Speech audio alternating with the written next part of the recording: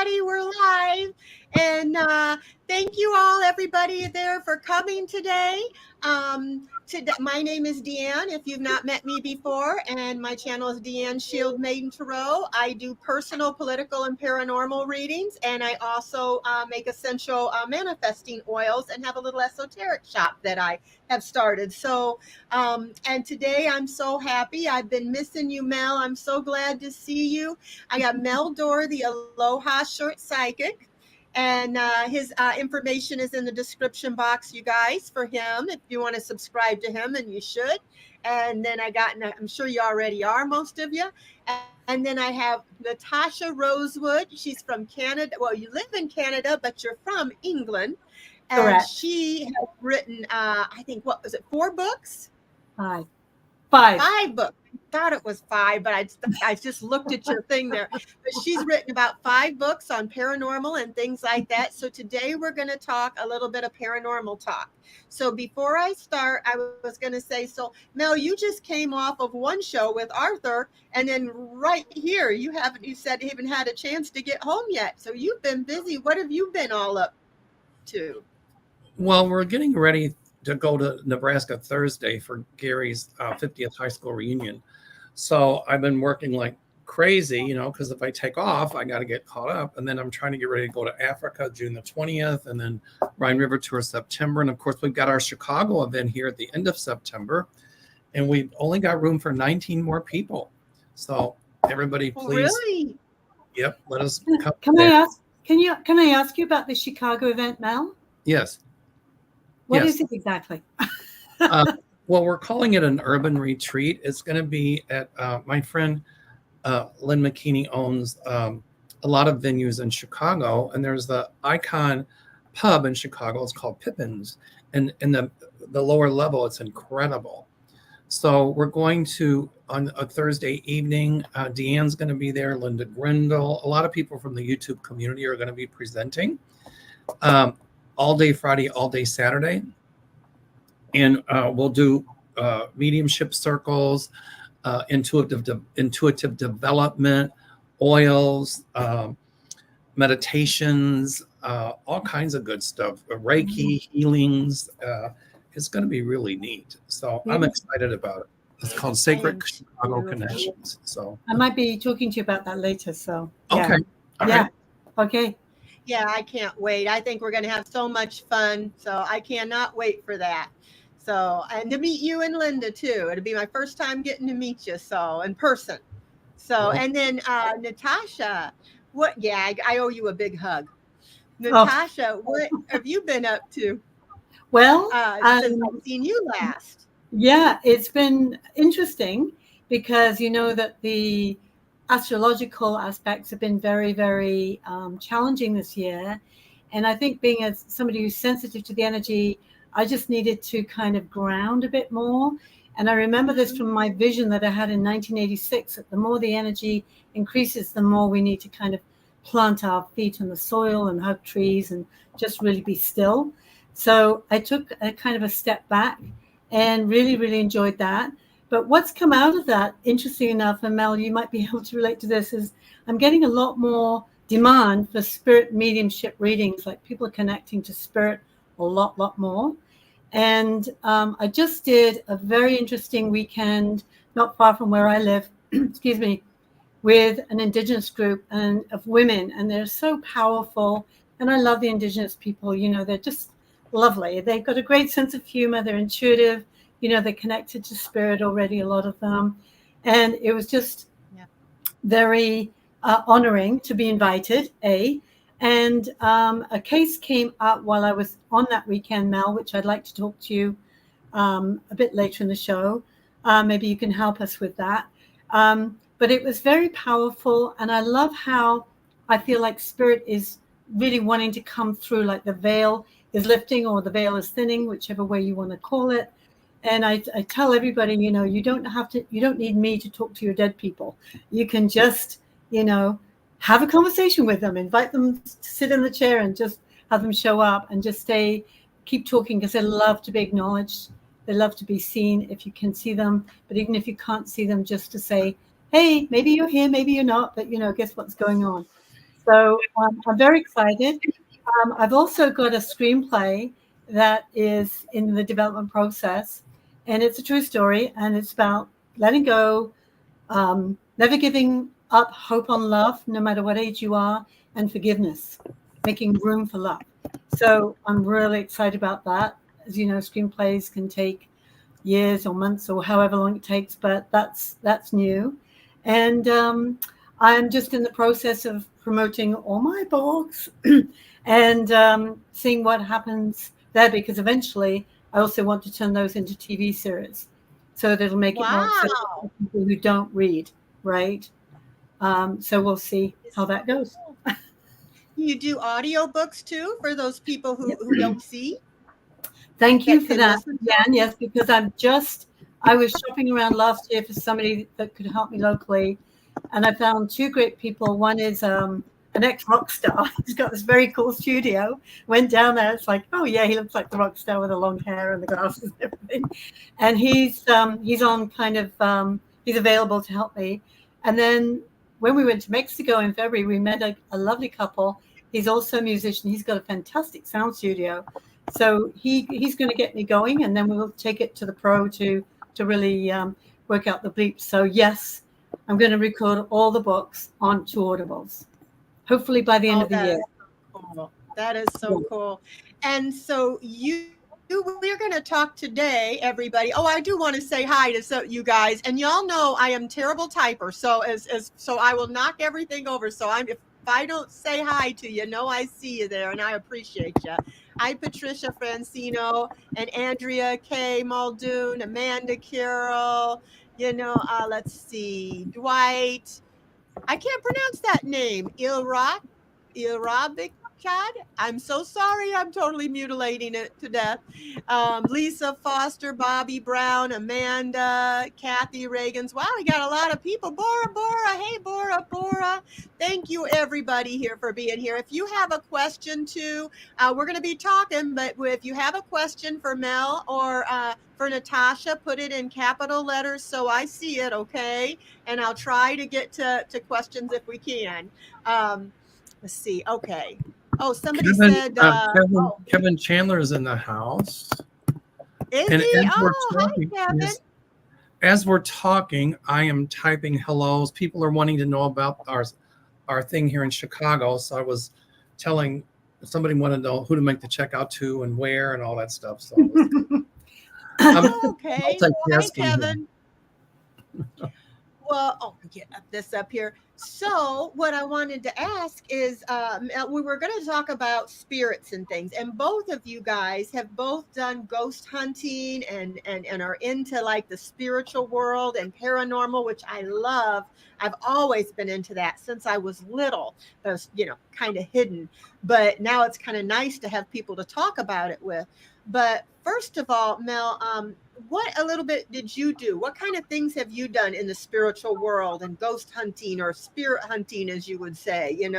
I hate to say, like you said, ghost is kind of not a negative term, but Oh goodness, all kinds of things. I've gone to supposedly haunted places, spend the night in supposedly haunted houses.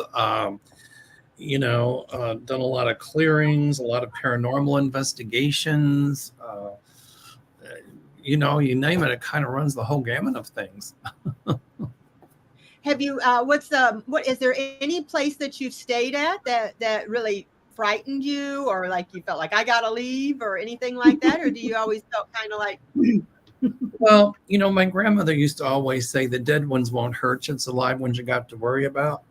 So, That's true. when I've stayed, a lot of times, like for example, when we were in Prague, and there was a haunted tour of Prague, and I said, Gary, we got to do it because a lot of it's folklore, which I minored in folklore in college, anthropology and folklore, and I love. Oh, you did? Yes.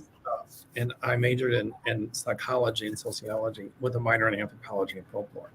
But anyway, so we did this haunted tour. So we were in the dungeon in the old town hall. Part of it was bombed. That was the only building that was bombed. Hmm. And so they would take people down there and hold them until they would take them out on the square and hang them or behead them. And so the guy was saying, oh, there's, people feel this and that and da da da da da. And I didn't feel any spirit presence, but when I touched it, what I did feel was residual energy. Mhm. And what that means is that it's kind of like a tape recorder. So everything that happened there was recorded, if you will. And that's what I was hooking into. And I said that Yep. to the guide, and Uh-huh. he said, what do you do for a living? And I told him I'm a psychic. And so um, I felt that residual energy. It was pretty incredible, actually, the sorrow, but there was some other things So that you could happened. feel that, the You emotion could and feel stuff that. like that. Yes. So a lot of times when you're doing like a paranormal investigation, you have to say, okay, is this residual energy that people are hooking into, or is it really a spirit visitation? Or if it's negative, it will be an infestation. But most of them that I've worked on was just residual energy. But I do think spirits visit. Yes, I don't necessarily know if they're tied to a certain place. Now, some of them might have crossed over and didn't know it, so they're still kind of stuck there. But Mhm. some of the battlefields in this country, or even in Europe and things like that, you go there, and I think you feel a lot of residual energy there as well. So it's Okay. interesting. Have you ever It is dealt with a interesting. poltergeist? Either one of Well, you? Have you dealt with a poltergeist? a poltergeist just means from the German word noisy spirit. And a Okay. poltergeist, don't pay attention to the Hollywood movie. That's a bunch of Right, BS. right. A poltergeist The just means little a short. noisy spirit, and for some reason, they're just trying to get your attention. And they can be a little mischievous, or I say mischievous, I should say. They can be a little mischievous, but it doesn't mean that they're malevolent. Uh, No, yeah, I so should. poltergeist Yeah, activity, absolutely. yeah. I wanted to go back to what you were saying about residual. I find that interesting, Mel, because I call it, and maybe it's the Canadian American thing, but I call it an imprint. When Yes. there's not a real, it's not an actual haunting. It's just like a memory. It's like a pulse. And I don't know if you remember the last story that I told you, Deanne, on your show. And Mhm. this lady had called me, and we were living on Sunshine Coast, and she said, Natasha, can you come up today? Because I've been trying to sell my house for 2 years, and people come to the house and walk in the living room and they turn right around and head on out. So I went up there, and I don't want to repeat the story necessarily because your viewers may have heard it. But basically, there was a male energy there, but he was concerned about going over the other side because he said, what about the two girls in the bedroom? And I don't know if you remember, I did a walkabout and I felt these two indigenous little girls. And I felt they were an imprint because they were kind of sitting there. They drowned in a boating accident. And he was Wow. concerned about them. I said, no, they're okay because they're not really here. They're not really haunting. It's just a kind of a recurrence and like a time loop. It just keeps showing up.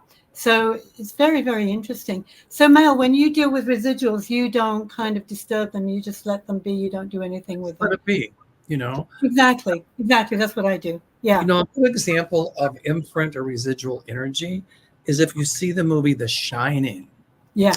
by Spielberg. Yes. And so Yes. basically what happened is the character that was played by Jack Nicholson, he was obviously an empath, and obviously, a lot of people, if we all have intuition or psychic ability, but some Mhm. have it stronger than others. So the little boy had The Shining, that was psychic ability, right? Yes. Mhm. But also the father. So what the father was hooked into wasn't really spirits at the hotel. It was everything that was imprinted there. And Exactly. then that imprinting took on its own, the hotel took on its Yes. own persona, its own Yes. life, if you will. Interesting. I'd have to watch that one again. Yeah, look, take a Yeah. Oh, look I at it. love that show. So you Yes. actually think that there are spirits visiting him, but it's really the hotel. and everything that was imprinted there. So the hotel took on this persona that the hotel was this living, breathing kind of spiritual thing. And the little boy was, he was clairvoyant, but he was also telepathic. And when I forget, was it Scatman Crothers? I forget, but the guy that played the chef in the movie, the little boy had that connection with him. And so see that movie, because it's a really, really, really, really good explanation kind of imprinted energy. It's Hollywoodized, of course. Of course. It's a really good Jack movie. Nicholson was great. He was great in that. And I wanted to talk to you. Sorry, Deanna, interrupting. No, go ahead. So you brought up a very good point about being a child, and Mel referred to it also, about how a lot of, I don't know if this happens to you, Mel, but I get some clients coming to me about their children and saying, oh, the ADHD or their OCD or whatever. And what I often sense is that they've got psychic abilities that are not being, they're not being accepted or acknowledged or rooted or grounded. So it shows up as kind of chaotic energy. And I always encourage clients, please don't put them on Ritalin until you know for sure what's really going on here, because they don't understand. And then they will bring their children to me. But, as Mel said, we're all psychic intuitive, and especially as children, because we're more open. And I feel like I was talking to a gentleman the other day, and he's saying, oh, I think I'm going to hire you, Natasha. I've got something in my attic, something's going on. And he talked about his 2 teenage children who are going through emotional issues. And I said, well, first I'm going to suggest you put white light around them just to protect them while they're feeling vulnerable. And you really want to get that taken care of, because especially if they're going into teenagehood and there is a negative energy in the house. I actually felt there were a few. He had a leak in the roof. I said, that's a portal as well. That can, ghosts don't like to hang out by themselves. They come together in one house or one place sometimes. So you can have a few different ghost gang going on, which have nothing to do with the actual history of the home. But I said, maybe you want to take care of that, because they are vulnerable right now. A, they're teenagers, B, they're empaths, and C, they're going through something that is potentially on a negative vibration, and that could make them very vulnerable to these lower energy spirits. I'm not talking about possession necessarily, but it can be they can form attachments, they kind of glob on sometimes, take their energy, and just kind of, make them feel down. So I just want to make people aware of that, because it's very important to acknowledge that your children, even though you might be scared of it and you don't know what to do with that, just let them be in their psychic ability and their intuition. And if you have to say anything, just go, oh, that's interesting. How does that make you feel? Right. Another thing I think was always too, told. I'm sorry, go ahead. Go ahead. I was just going to say, I always was told I was dreaming. It was a dream. You didn't see it. You didn't hear it. It was a dream. Right. It's in your imagination. Right. I'm sorry, Mel, but that's all. A lot of times too, if you're investigating poltergeist and they're kind of around a child, a lot of kids, those of us who truly have the gift, I think, we all have it, but some of us have it stronger than others. We tend to be ADD, ADHD, a little OCD. Okay. I mean, I have ADD and ADHD. I'm a little OCD. But then we have to figure out poltergeist versus telekinesis or psychokinesis. Now, what is telekinesis? It's mind over matter. The movie, what was the movie? It was a movie by Stephen King where she had telekinesis. You can move things with your mind. Yes. Sometimes, kids, if, there's certain things going on emotionally or whatever, I think they can be a little bit telekinetic. I know it sounds crazy, but, a lot of poltergeist activity really isn't. It's usually a child that probably has some ADD, ADHD, who truly has the gift. And that sometimes explains the telekinetic or the psycho or the psychokinetic activity. Well, can I actually bring up the Bell Witch story? Because I've been listening to YouTube and there was a different version of it on there, but I read the book, and what happened was his family moved to this big farmhouse. I think there were 6 or 7 children. The father was a minister of some kind.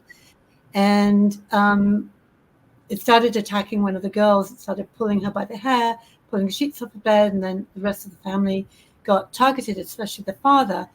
And in the book, as far as I remember, it turned out that the father had been sexually abusing the daughter. Right. And it was her unexpressed rage. And of course, she couldn't say anything because he was a minister and she was number 6 in a line of 7 or something. So she had no power to say anything. And as soon, I think he died early and then she died not long afterwards.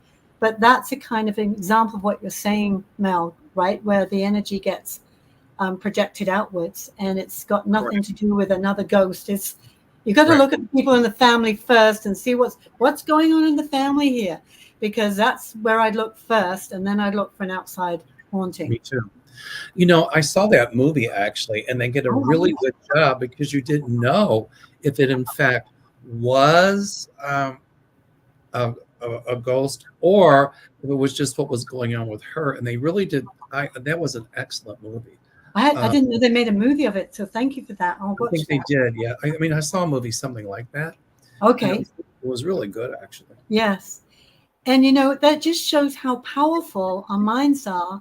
And you can repress somebody for so long, but it's going to come out somewhere. It's going to come out in creativity, psychic ability, telekinetic power, whatever it's going to be. I mean, most of the most brilliant minds have been tortured souls, sadly, right? Van Gogh, for an example. And it's if we're going to look at mental health, we've got to first acknowledge how powerful we are. And if something's going on and there's chaos around the person, there's something not right going on inside the person, and to take care of that first. Lisa Foster asked if the movie was a fire starter. No, it wasn't the fire starter. I think it was Carrie. Okay. Yeah. Yes. No, yeah, Carrie. It was Carrie, I think. That's a Stephen King novel. Okay. Yeah. Yeah, some of Stephen King stuff is really cool because I knew Peter Herkels. Peter was the psychic that worked on the Boston Strangler case and the Sharon Tate murders. Wow. And that movie, The Dead Zone, by Stephen King, Stephen based some of that story on Peter Spiles, up until where the kids fell through the ice. Then it became, Stephen King eyes, if you will. But Peter worked with a lot of murder cases and things like that. The character in the film said he got his psychic abilities after he was in a terrible car accident. Peter Herkels was a painter, a building painter in The Hague or The Hague, however you say it.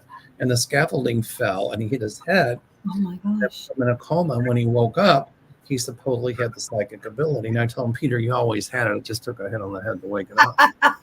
But part of that is about taken from Peter's files. So, Stephen King and a lot of his books, he really touches on a lot of psychic principles that, and it's pretty cool stuff. Yeah. He makes them a little scary. But and Ronnie said it was Scatman Crothers. He wanted to tell you, Mel, the chief in Shining. Yeah. Right. Yeah. Oh, okay. The chef. Do you feel that Stephen King, I mean, to have that kind of imagination, to come up with those kind of stories and those kind of details, do you wonder if he is connected spiritually or has experienced those things in his own mind, or if he's just very imaginative, I don't know, but I do know that he talked to Peter and used some of Peter's stuff. I mean, he took just this whole compilation of different cases and kind of wove them together. But I suspect he does his research. I would like to say something about actually that, because for a long time, Stephen King's earlier stuff was all kind of horror, and I couldn't read it. I felt if I read it and being sensitive, I would attract it. And so until I was strong enough in my own psychic ability, and I read Carrie and I think, oh my God. I like a lot of his other stuff as well. He's written a lot of other stories that are very, very fascinating. But, he was involved in a very bad car accident where he was walking along the road. He used to take a 5-mile walk after he'd write from 5 till 2 o'clock and then go for this 5-mile walk. And he was just kind of cresting the hill. He was on the side of the road. His van came up over the hill and just plowed into him. And he was lying there on the side of the road, I think broken hip, broken ribs, whatever. He was very badly injured. And the guy that had run him over had pulled over. And he sitting there, he said, and he was in shock that he'd run into this man. Didn't know it was Stephen King at the time, I don't think. And he said, I was just reaching for my Miles's bars. And Stephen King said, oh my God, for his Miles's bars, for his Mars bars, right? He had a Mars bar, like a chocolate bar. And he said, I was just reaching for my Mars bar. And he obviously wasn't paying attention, ran into Stephen King. And Stephen King's lying there on the side of the road, really badly injured. And he's looking at him and going, oh my God, he's just like a character in one of my books. So I think as a writer, you've got to be kind of careful what you write about, because you have to go into the energy of it, right?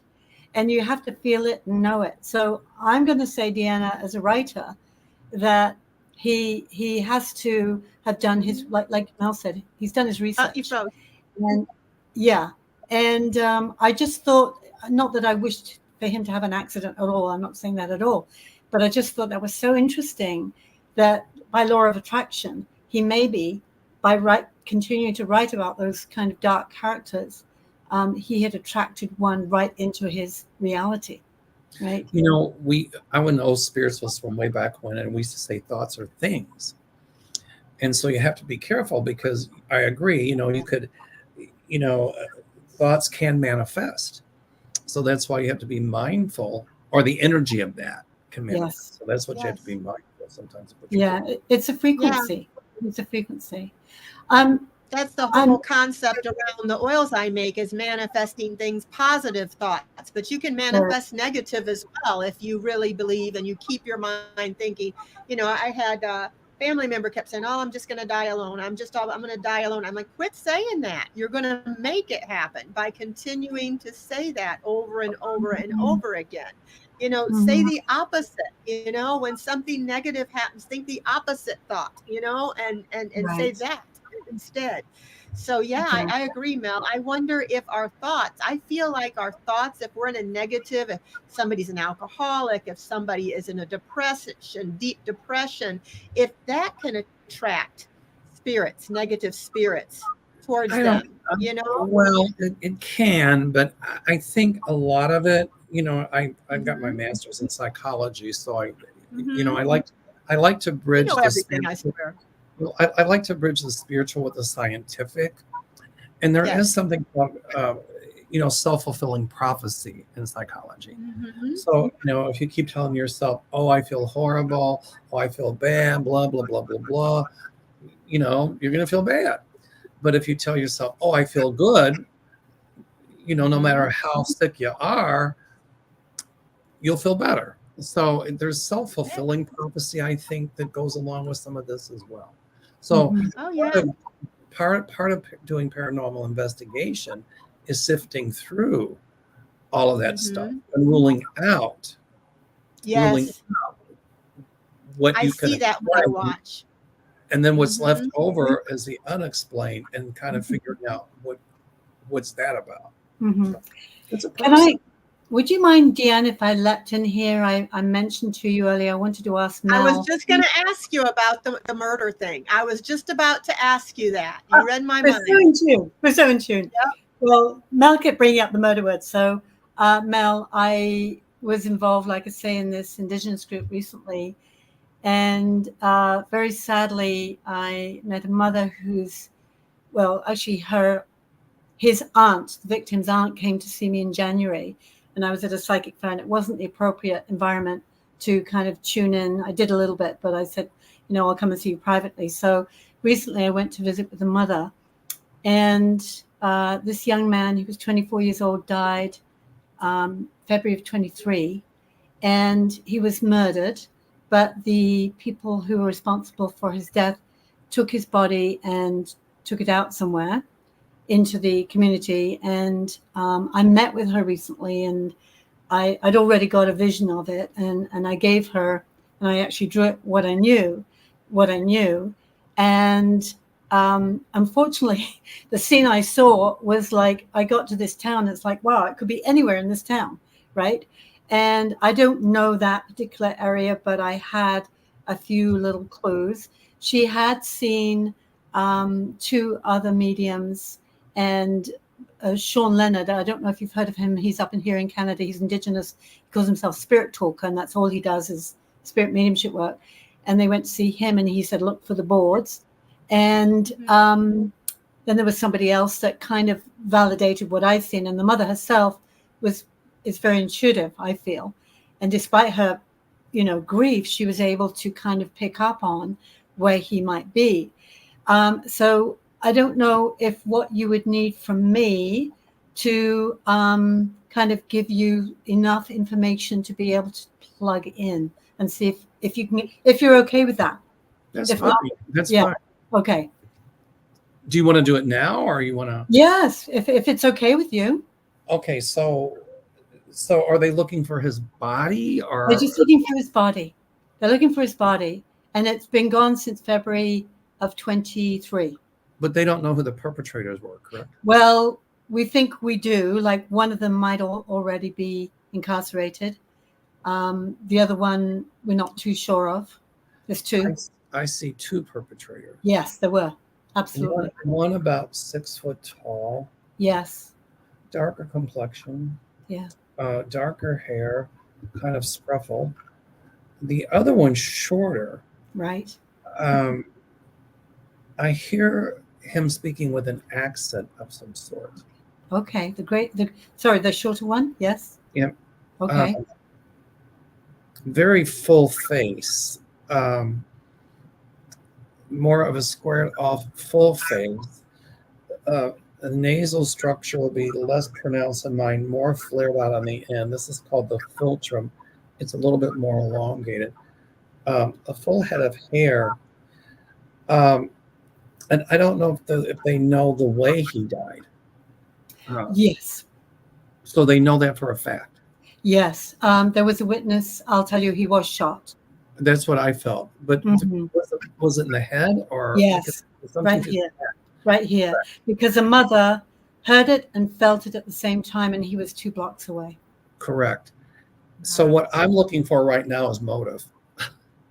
Well, it was a drug deal gone wrong. He was right. Kind of, I was just going to say, was it a motive of robbery? No.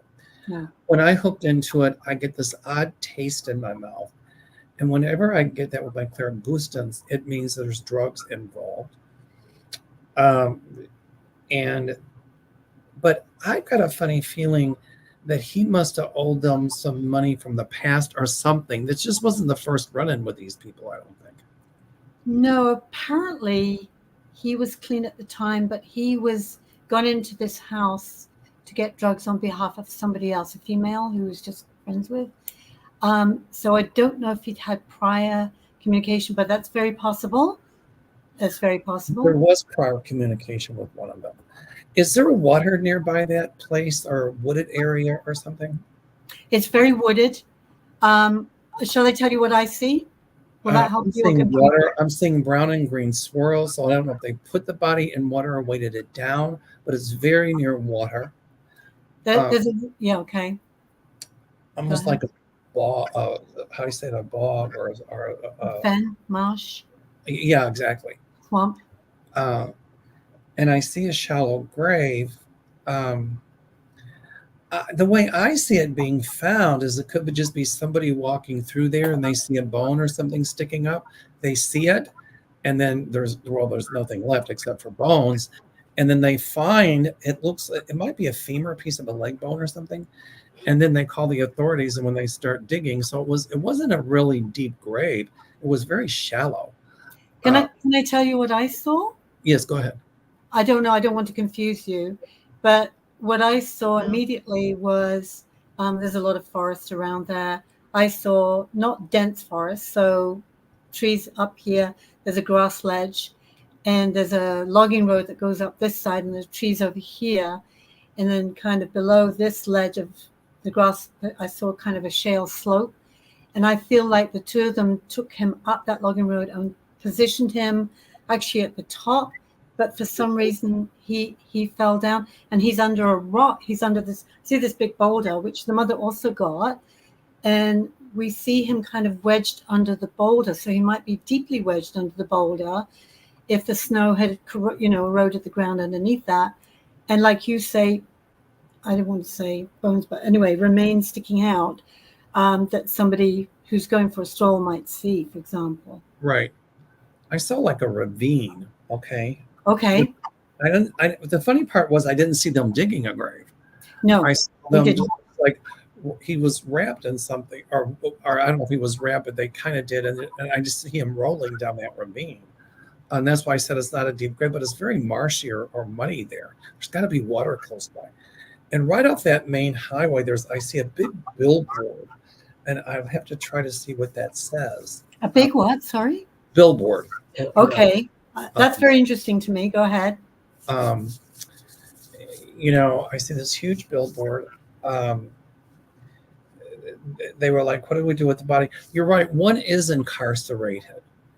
But what's going to happen is one of them is going to talk. It could be the one that's incarcerated and kind of mention it. And the person to whom he mentions it will come forward. And there's key things about the case that the police have withheld. And it would be like, okay, how would this person know this unless somebody had told them? They will find the perpetrators. Yes. I see the number 2. So Okay. it could be 2 days, 2 weeks, 2 months, 2 years. I don't know if that's from now or from the time it happened. Right. I see the body being found. They'll have to do DNA or something. Yes. They'll be able, and through dental records and stuff, they'll be able to positively identify it. Right. But I'm telling you, there was more to this than meets the eye. I'm telling you that he was familiar with one of those perpetrators. I know it. Yes. I think so too. This wasn't the first time. There was a drug deal going wrong, but I just, there's a little piece missing there. It's going to take me some time to work on it. I don't think I can do it right now. And where I'm going with this would be, here again, drug deal gone wrong, but motive. It must have owed them money. There was an altercation, something. I'm just trying to figure out if these two that did it had planned it. Was it premeditated?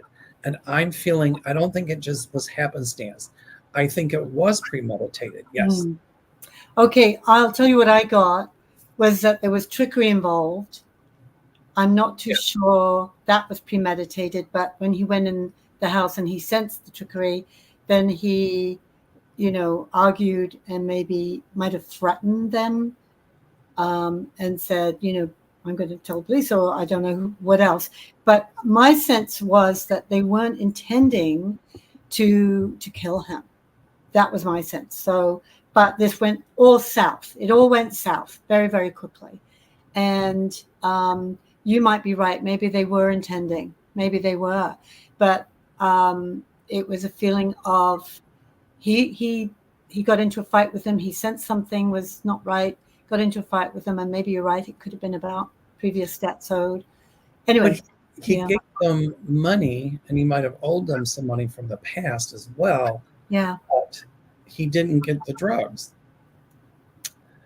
and so one thing led to another. Yeah, but I'm still. It's going to take me.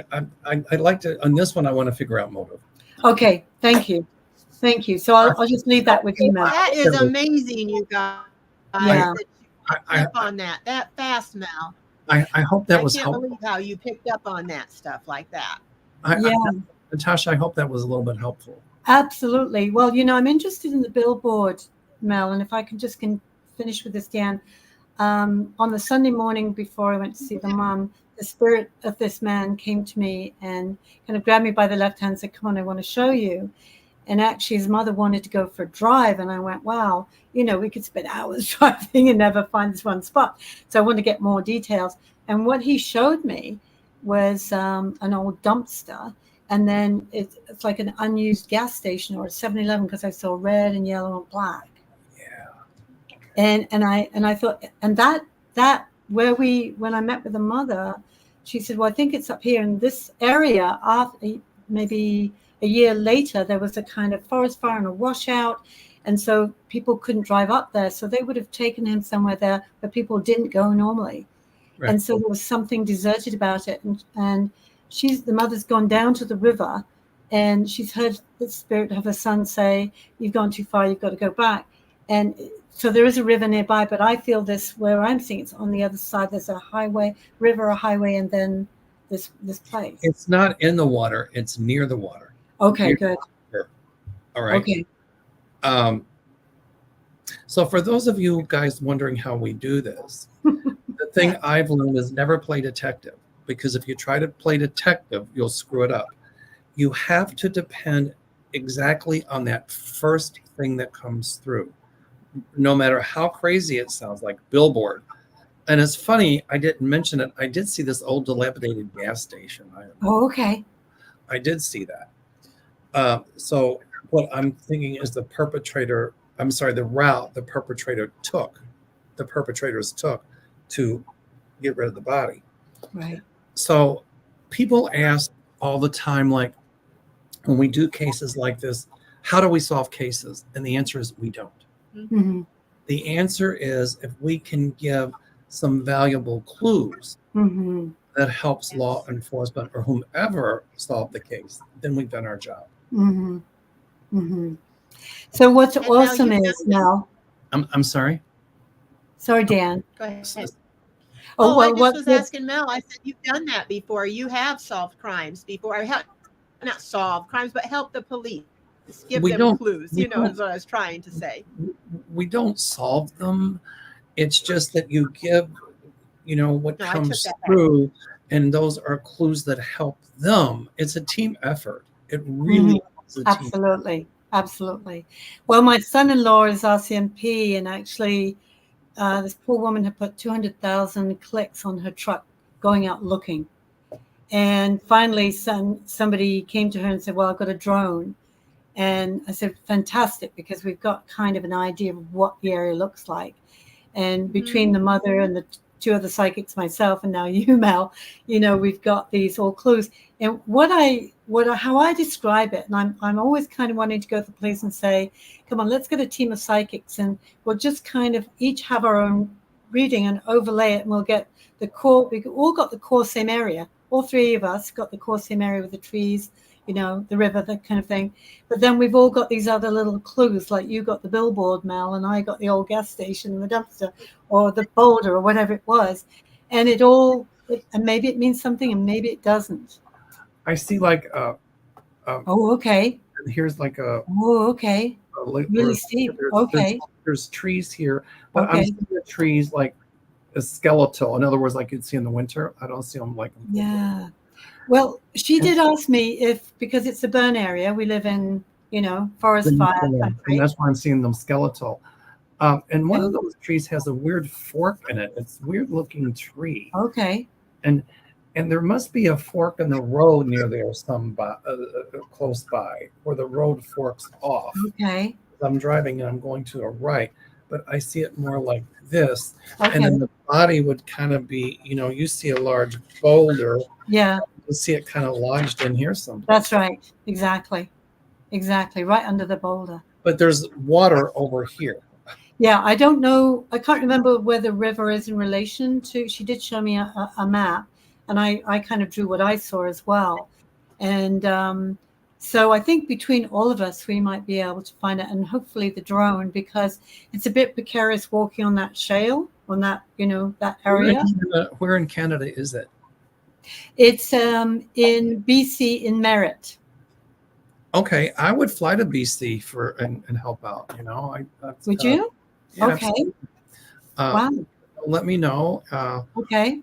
I can't. We can't guarantee anything, but I've been known to run. I was working on a case once, and there was all these weeds and everything, and even the cops didn't want to go in there. I'm like, I grew up in Kentucky, okay? I'm not afraid. What about ticks? What about this? I'm like, you've got to be kidding me. These big burly cops, and here I'm this gay man. I'm like, oh, please. I'm running through all these breeds and woods. Had a boy, Mel. Oh, that's funny. I know. I do not, just so you know, I do not charge for these cases. I don't do either. many. I do not Okay, either. good. Okay, good. Well, I'll let her know. I think she'd be so grateful because it's, I can't imagine the pain she's going through. But I was able to pick up on a lot more stuff on him, being around him, that he had a little boy and a little girl. Well, I want to hook into him too, but right now I just take it from a lot of different angles. Yes. That's how I do it. Yeah. But yeah, I'm and still motive though. There's something. There's a missing piece to that motive, and I want to see what comes through with it. Okay. Okay. But, so everybody, you've just seen how we do some of this stuff. Mm-hmm.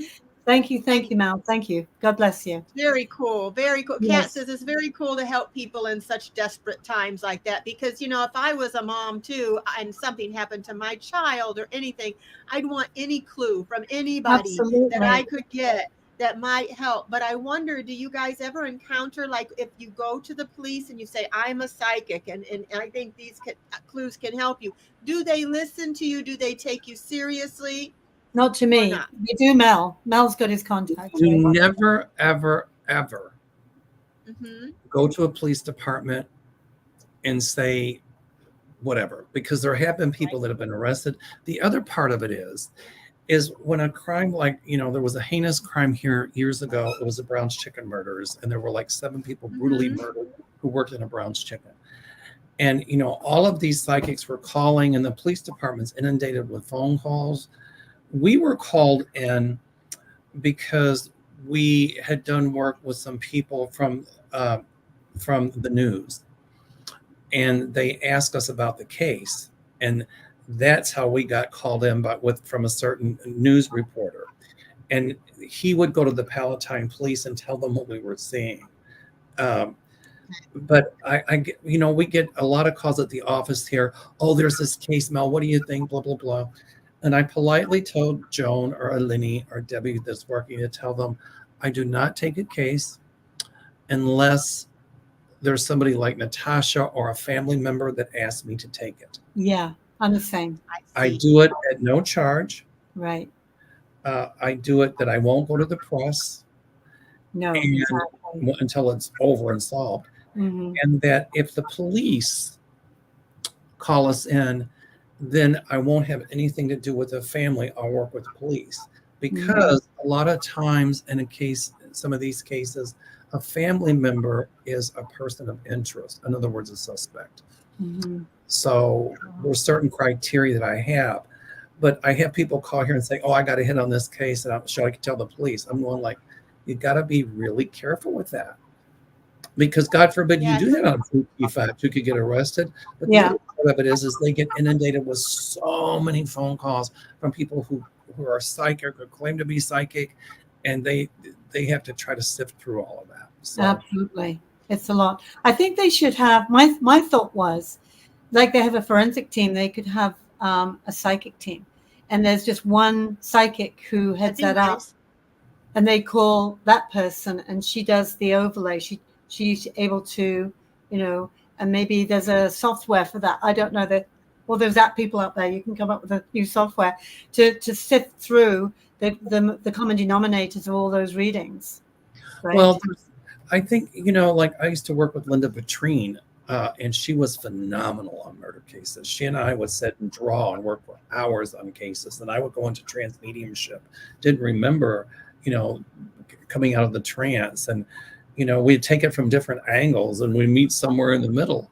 Yes. So I think it would be okay to have a small team of psychics, but and then everybody kind of do what they do and give that to the police and let the police do their thing as well. I think it's, as I said, it's a group effort. Absolutely. A lot of police departments that I've worked with never came public to say that they work with psychics, because they don't want to face a public scrutiny. And I understood that. And I still understand that. Yes. forbid you have the taxpayers saying, oh, it's a waste of taxpayers' money. And that happened with the case I was working on. I didn't charge for it. Some way or another, somebody in the media got it. There was a big write-up in the paper. And then, the amazing Randy or one of those people did this write-up about, oh, it was a waste of taxpayers' money. And maybe it was a taco Mel had for dinner that caused him to see these things. And I was like, what? Yeah.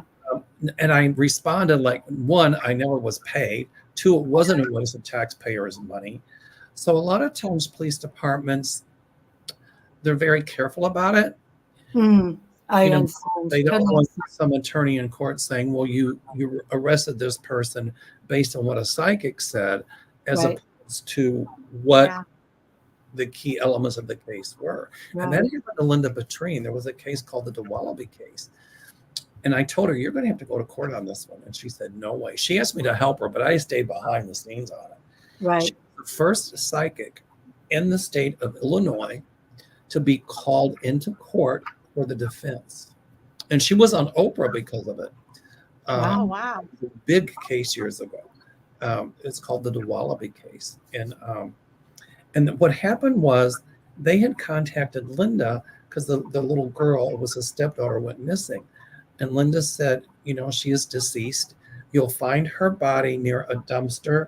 There's big tall grass. Her body will be like this. She'll be wrapped in like a quilt or something. And a green blanket. I saw this. Yes. And Linda described the quilt and everything. So when she was found, David DeWallaby, the stepfather, said, was she near this dumpster? Was the body like this? Was there a rope? Was it this special quilt? And they arrested him because they were like, how would he know all that? He knew it because Linda Petrine had told him 3 days before they found the body. Wow. I remember seeing that around about that. It was called Gone for the Night. There was a movie about it, and there was a book written. Yeah. Was she African American, that lady? No. No. Okay. Maybe I'm thinking of something else then. But, it's hard for me, and I wouldn't, I don't know if you find this, Mel. I find this fascinating that, so for example, when Elizabeth Smart went missing, I don't know if you remember that from Utah. Lovely. Yes. Right? And actually, I was ill at the time. I was lying on my couch. I had an issue with my thyroid and I wasn't doing any readings. And I opened up the newspaper and I saw the picture of the father in the newspaper. And I looked at him and I went, well, he knows who's taken her. It's the guy that's working in the house. He's doing maintenance there or something.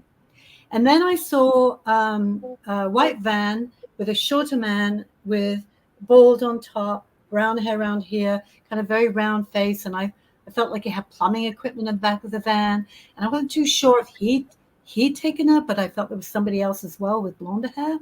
Anyway, I called the Smart family because they were putting out everything. And I said, this is what I got. But I got some other information, which I'll tell you afterwards. Anyway, sure enough, it was the pool guy. It was the guy that had been working on the pool that took her. And they did arrest a shorter man with bald hair, brown, coming in a white van, put him in jail. He actually died of a heart attack in jail. So I don't even know if he had anything to do with it, actually. But, she was found a few years later, thank God. And she's gone on to have an amazing life.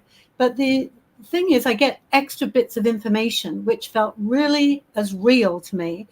And I'll just tell you I won't not speak about it in this environment, but there was something else that was very clear to me. And I thought it signified that she'd been taken by somebody that was in a cult. And I do believe that the man thought he had his own cult. He had a girlfriend, he had Elizabeth, and I think there was another woman there too. I don't know. But there was bits of information that I went after she was found, like, well, why did I get that? Does that happen to you, Mel? Yes. Okay, good. Phew. What does that mean? Who knows? Okay, that makes me feel better because I'm going, why did I see that? Right? When I would work on a case, I still take a few here and there, but not like I used to. I used to do a lot of it. In fact, I was named Policeman Without a Badge by Chief Police Magazine back in the 80s. But anyway, I would often say when I work on a case, it was like a dog, like a hound looking for a bone. I no pun Yes. intended. I just didn't let it go. And there were nights I would be up all night long working on a case, then try to see clients the next day, and I would be in my office until like 2 or 3 a.m. in the morning. And Wow. you know, if you're not careful, it can consume you. It can. And so you have to really have a good balance going. So Yes. that's why I don't do as many as I used to. And you certainly see when you work on some of these cases the dark side of humanity. Yes.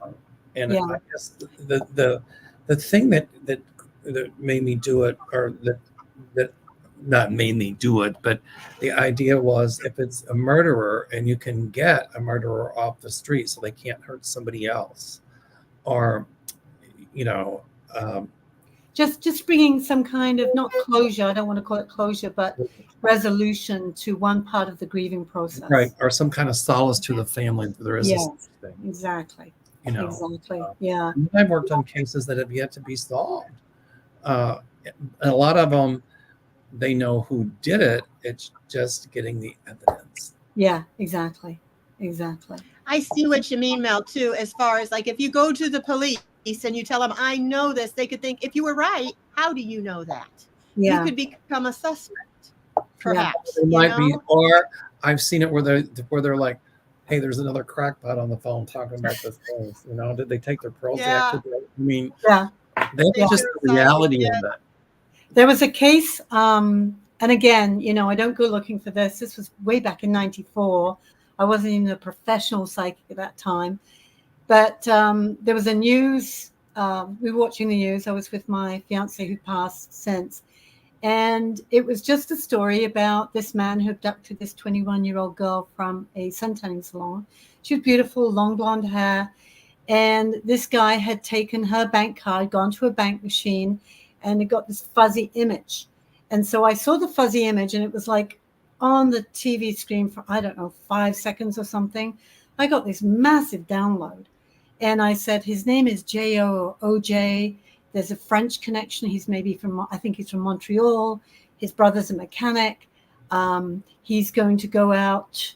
This was in BC, and he's going to take her to somewhere in Alberta. It's a town that begins with the letter R. I see this big, sprawling white and black house. It's flat land. There's sparse trees. There's puddles on the ground. I got tons more information.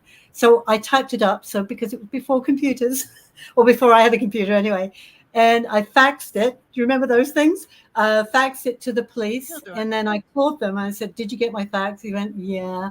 And I said, "Have you had any other psychics call?" He went, "Oh my God, you wouldn't believe." So just like you said, Mel. So the sad thing was, I was bang on. His name was Auget, Auget, French. He took her to he drove out to Redmond in Alberta. Sadly, I think his intention was to take her there, but I think there was so much press around, he stopped on the way and killed her. And he ended up driving out to that house. They showed the house on the news, the exact house I saw, and he drove into the garage and took some carbon monoxide poisoning and killed himself. And I thought, God, if I just had access, if I'd had access to a policeman, if I'd listened to you, Mel, if I'd known you, Mel, I would have kind of gone down and sat in the police station. I'm not leaving till you listen to me, because it was like this massive download, and I got his brother and how many kids he had and blah, blah, blah. Anyway, it's just very, very frustrating when you have that vision and you see afterwards, like, oh my God, I was bang on. And then you're helpless because you can't get through all these channels. Right. Yeah. I was going to ask, our hour is up, but I want to know, do you guys have a couple minutes a few more minutes? I know you're tired, Mel, but because you just got done doing a show, but let viewers ask a couple questions? Yeah, I've got to hurry though, because I'm really tired and I got to get home, and I haven't eaten. I figured you were. I've been here since 8 this morning, and I'm just exhausted. Oh my gosh. Okay, well, we'll just. And I have to go to the bathroom, and I have to go to the bathroom. Oh no. Okay. Why don't Deanna, if you want me to stay, I can stay for a little while. Okay. Well, I just had a few. Yeah. Well, Mel, do you want to go? Do you have to go? And then I'll just stick around with Let Natasha me just and answer a few let questions. me just answer this question real quick that I see you put up. Okay. Why do some souls stay and haunt instead of continuing the cycle? I don't like the word haunt. I don't think they're haunting. I think some just are stuck. They're stuck between on the. I say that the astral plane is the plane that connects the earth plane to the spiritual plane. That's where spirits reside and God resides in the spiritual. They're stuck. Now, why are they stuck? Sometimes they don't know they're dead. Sometimes it's part of their karma that they have to stay kind of stuck to undo the wrongs that they might have created.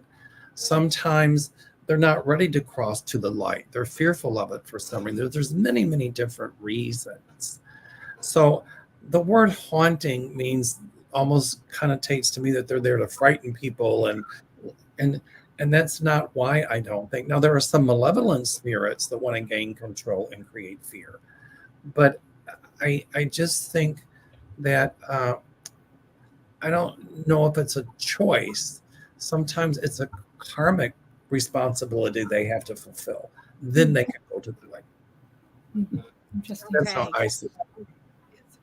Well, thank you, Mel. I thank you so much Hold for on. coming. I'm just curious though to see what Natasha has to say about it. Okay, thank you, because I did want to respond to that. I find a lot of times ghosts, people don't pass over because they actually feel they don't deserve, they can go to heaven, and that they'll be turned away at the pearly gates just to, and they've done some heinous deed, or they feel guilty about something, so they don't think they're good enough for heaven. And I'm always going on about forgiveness. People who are here, people who have left. I do believe that they can transition. When I ghost bust, I ask their spirit guides to come in, and I ask them, would you like to go home? I never push them. I say, that your family's waiting for you. You know, I know you're enraged about something here, but you're not going to resolve it from this place. You need to transition first, and you can come back and sort it out, either, from spirit in another lifetime. So that gives them choice. And I so agree with you, Mel. It's stuck energy. Like, we get stuck in our lives. People all the time. That's why I do readings. Right. Help people become unstuck. Like, you're not stuck. You're just pausing. You're just resting. Right. And some ghosts. I mean, I've ghost busted some spirits from 300 years because one was just enraged about her life. She had a baby. She was a slave. She'd had babies taken away from her. She'd been raped. It was horrible, horrible. And I said, all that is gone now. Your children, your family are on the other side. They've been waiting years for you. Do you want to go? Yes. Okay. So then we just bring the guides in, and up they go. And it's the most, to me, that's my favorite thing to do is ghost bust, because it's like a whoosh. It's like a massive release. It's like, oh, thank God. And the air changes instantly. So I don't think people want to haunt, as you say, or be stuck, but they just have closed off their availability to their spirit guides, angels, and light. And if they open it up, it's all there for them to see. The other thing I tell people is I want to walk them to the light. I'm like, don't do that unless you know what you're doing, because they're not ready to go to the light. And then you can take on that negative karma for yourself. Yes. They have to be ready. Exactly. And you have to know that psychically. Yes. Because if you don't know what you're doing, you can have a lot of wrong for yourself. So Exactly. Don't do it unless you know what you're doing. No, exactly. Like, how do we learn to do that? Like, how do we learn to do that? Practice. Yes. Yeah. Making mistakes. Exactly. I would love to stay. I know you're tired, but we'll do it again, hopefully, because I have a lot more questions, and I'm sure the subscribers do too, because this is so interesting. And so hopefully, if you will come back again another day, and we'll do some more paranormal talk. We'll do it soon. And please give Natasha my phone number. You have it, Deanne? so she can call me about this case in Canada. Thank And you. let's plan another show for the next couple, 2 or 3 weeks, and we'll Okay. continue where we left off. Okay, sounds Yes, fabulous. I love this. Okay. I love this. It's my cup of tea. Well, you take care, Mel, and thank you again. And I'm going to stick with Miss Natasha, answer a few questions before we go. All right. Thank you, Mel. You guys. All right. Okay. Bye-bye. Good night. Sleep tight. Was it don't let the bed bugs bite? I remember my sister Exactly. saying that every night before we went to bed. Good night, sleep tight. Don't let the bed bugs bite. And I used to think, what a bed? Now I know. I've heard it there. Okay. So Amanda Okay. said, will there come a point when spirits won't be earthbound?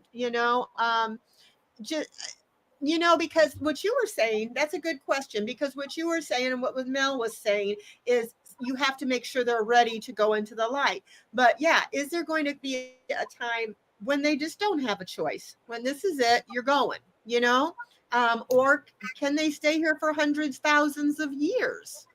I think, if they want. yeah. I think it's a really good question, Deanne. And I would say that the universe, as far as I understand it, never forces us to grow. But what it does, it gives us incentives to move on. So like in life, the universe is whispering us to go this way and not that way. First, it's a whisper, then it's a 2x4 over the head, and then it's a train wreck. And I always say to people, you don't want to get to the train wreck. Like, let's pay attention now and let's shift gently, because it'll just be gentle baby steps instead of like, big dramas going on. Same thing with spirit. They will be so miserable. It's like being, sick and tired of being sick and tired. And these poor spirits, a lot of them, it's very lonely being a ghost. I mean, can you imagine? You're floating around, you can't talk to anybody, nobody's talking to you, nobody's seeing you, and you're miserable. What could be worse than that? That's hell, as far as I'm concerned.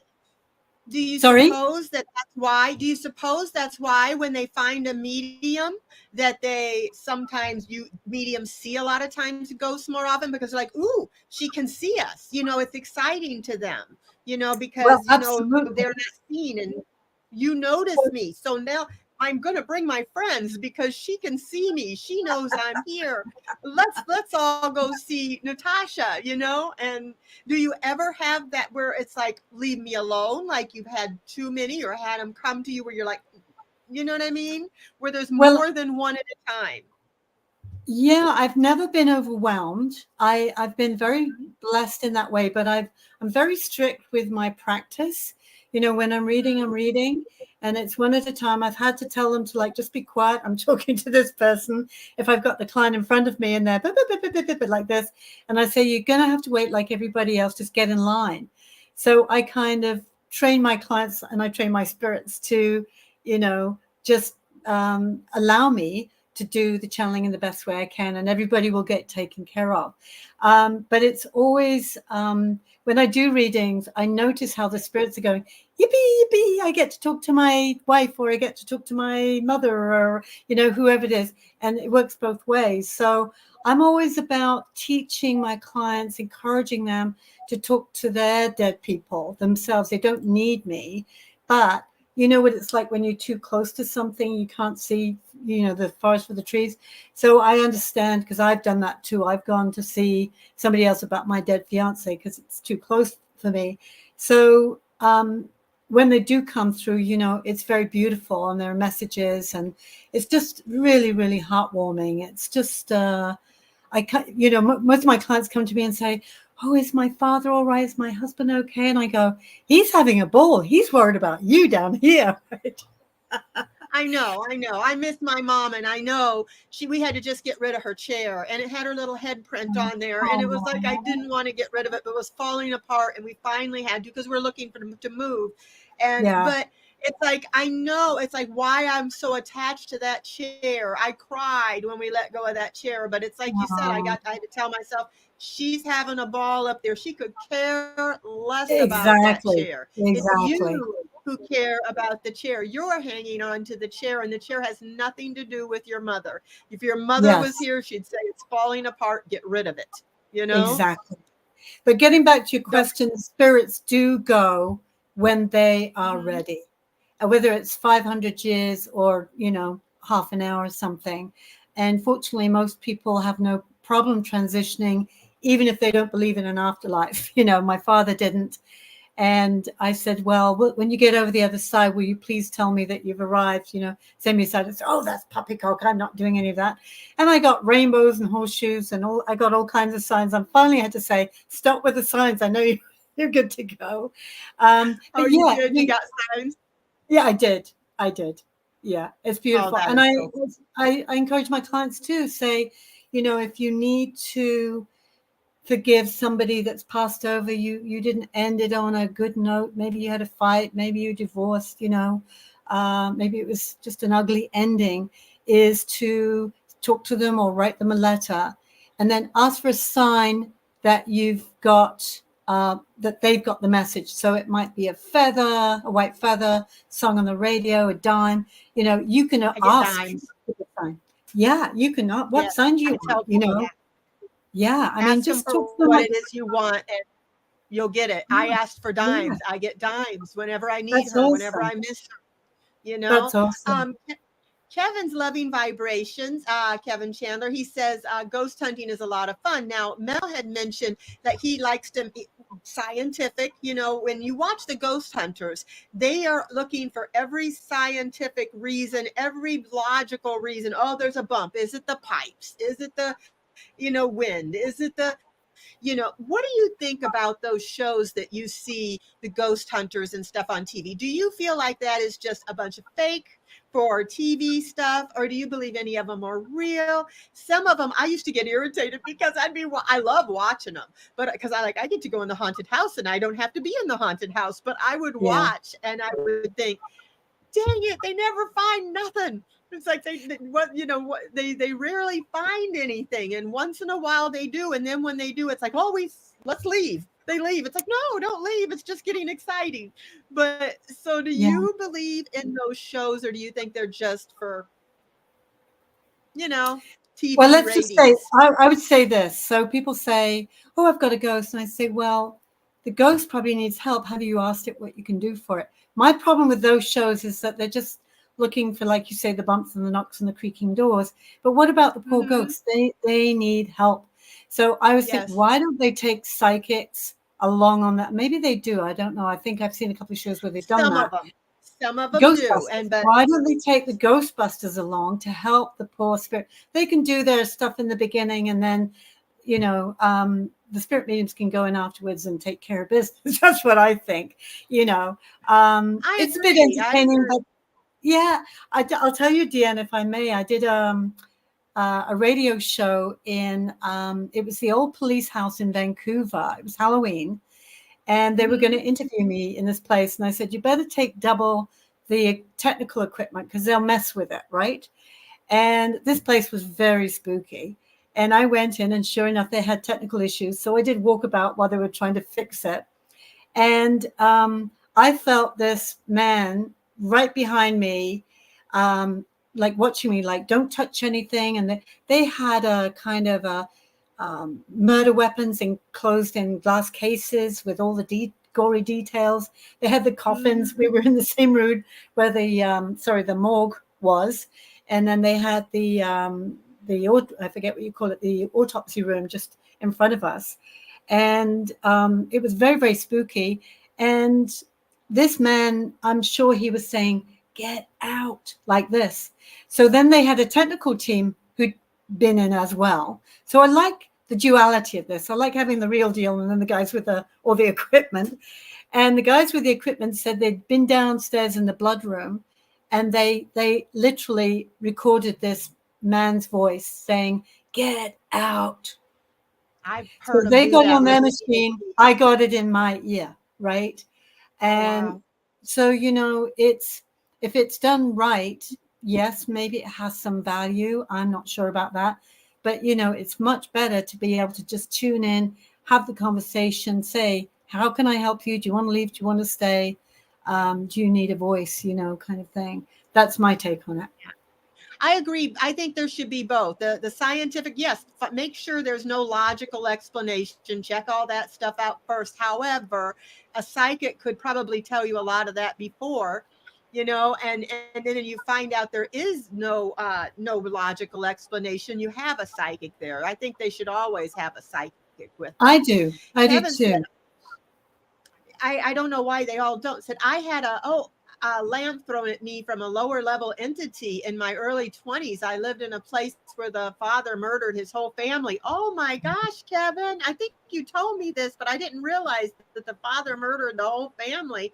I would Wow. not want to live in a place that had that kind of energy. Oh my Has God, there no. ever been a place that you've been to where you're like, nope, your psychic gifts just tell you, nope, I ain't going Absolutely. in there. Nope, there's Absolutely. evil in there. We Because were I, looking to buy, sorry, we no, were no, go looking to buy, ahead. yeah, we were looking to buy a house when we first came to Kelowna. And this realtor took us up to a house which was a foreclosure. And I thought, I don't think I want to buy a foreclosure because that's kind of based on negative energy already, right? But we went into Yes. this house, and I don't know why, what she was thinking. It was awful. Anyway, I went in the garage, and I swear I saw this this body hanging, and I just like left immediately. And I said to the realtor, um, "Did somebody commit suicide in that house? I saw somebody hanging in the garage." And she said, "Well, I don't think so. By law, they're meant to tell you if there's been a suicide, I think, and or a death Mhm. in the house. Anyway, there's no way you get me in that place again. It's just like, no, I'm out of here. Thank you. Bye." Do you So yeah, remember the couple that used to? I think I don't know if they did Amityville Horror and all these different things, but they had Annabelle. They have a whole museum. They passed away, but they had a yes, whole house full of them Annabelle doll, all different kinds of objects that were had spirits attached to them, and they have right. it behind glass, and Bob the doll and all that stuff, but in particular dolls. What is it about dolls? They say anything with eyes, that can be, they say can be and possessed, I suppose. Well, Is that, do you think they're full of it, or do you think those things are true? Are your psychic feelings, do you feel that that place that they had all these objects was just a thing for money, or did they really have some I didn't haunted see their objects? show. I might have been in the UK at the time, so it might have been before I came to Canada. But I've heard of them, and I've actually experienced two Mhm. mannequins talking without being plugged in or having any batteries when I was doing a ghost busting one day, and it was very creepy. Shall I tell you what they said? Yeah. They said, and I was right in the process of talking about them. There were two girls, and these mannequins were two girls, which was very interesting. Why the owner had got these two mannequins, because I think subconsciously he sensed that there were two stuck spirits in that home. Anyway, he'd unplugged them, and I'd gone down, and one of them said, um, "We want to go outside and play, but Daddy says we can't because there's too much blood on the ground." And we're in a basement, and this mannequin is talking, and the owner looked at it like, "I don't know how that happened because they're unplugged and they don't have any power, and they should not be able to talk without power." And I went, "Oh, all righty then." So yes, my answer is yes, Deanne. They can Yeah. absolutely, I think, dolls, teddy bears, anything that, like you say, has eyes or is kind of somewhat animalistic or humanoid could take on the energy, or the energy comes into those to express themselves. They're looking human, lower entities are looking to get into the physical, back into the physical any way, which way they can. So whether it's a human or a doll or a Okay. And mannequin so is or a that dog, possession? yeah, Is that why there's possession? Because they're looking to get yes, into the physical? And are they yes. always demons, or are they sometimes, can humans, or that want to get into a person? Yeah, they're not always demons. They're Human not always spirits. lower entity. Yeah, there can be like I think there's some spirits that kind of pass through us sometimes, and we can, our faces can change. I think we've all, especially for empathic, that's not really possession, but it's somebody coming, just passing through. But when you Mhm. feel like you've got a low-grade flu and you're tired and things start to go wrong, it might be that you have an attachment. You might think it's you being depressed, but it might be something that's come into you and kind of hanging on, and like a vampire, kind of taking your energy. Might be inside you, might be just outside of you, but like plugging into your energy source, and you'd feel very drained, and you just would it wouldn't feel very good. You feel like it's like like a clinical depression, almost like just low grade depression. And so then you've got to ask, I can normally tell if somebody has an attachment, and then you can get rid of the attachment. It's like a bit like a ghost busting as well. You can say, Okay. And how would you recommend a person get rid of an attachment? Well, what is your recommendation?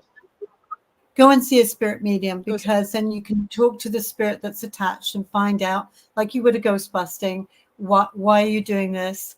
But there'll always be some kind of like attraction between the person and the attachment. Like they'll glob onto you because they're like you, or you're going through alcoholism and they were alcoholics, or there'll be something similar, something that they might be empathizing with, or they've experienced, or they're going, oh, you're just like me, I'll hang out with you.